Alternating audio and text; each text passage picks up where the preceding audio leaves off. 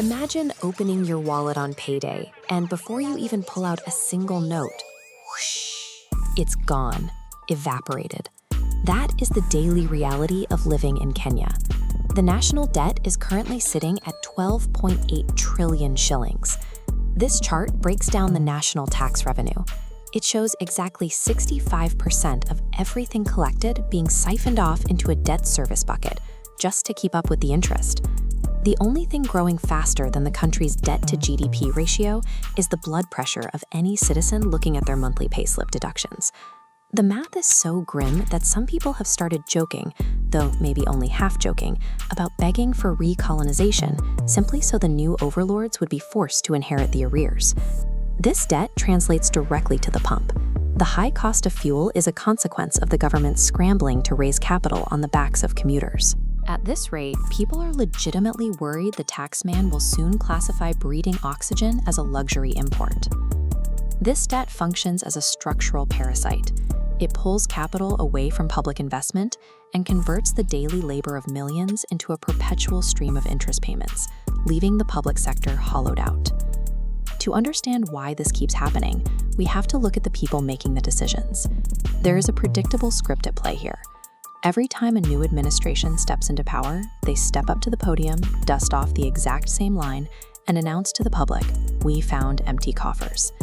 Immediately, that inherited debt becomes a bulletproof excuse for every unfulfilled promise. Why are the roads full of craters? The debt.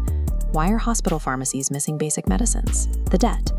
This scale visualizes how the excuse operates.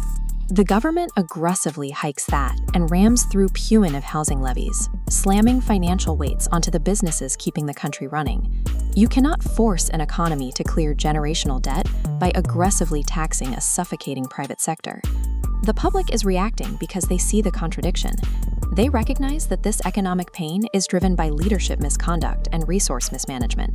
Meanwhile, those exact same leaders treat sovereign debt like an unlimited credit card for luxury vehicles and high-end motorcades.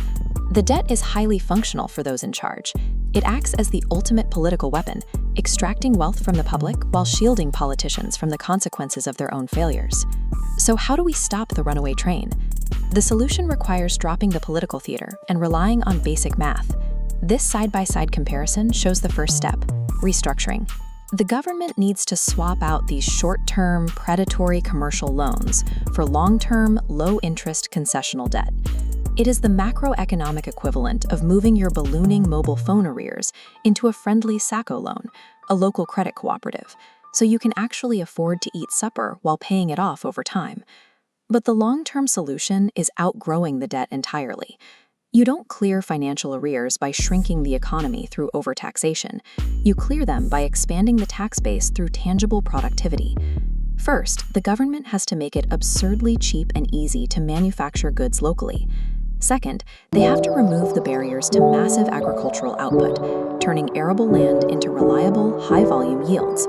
And third, they need to increase export volumes to global markets to strengthen the Kenyan shilling and shrink the relative size of the debt. None of this happens if cabinet secretaries continue ignoring the economy to fund massive, vanity white elephant projects that look good in a photo op but generate zero financial returns. If the gross domestic product is allowed to grow naturally, the debt percentage shrinks with it. Until then, you might want to keep your wallet well hidden. The taxman is watching.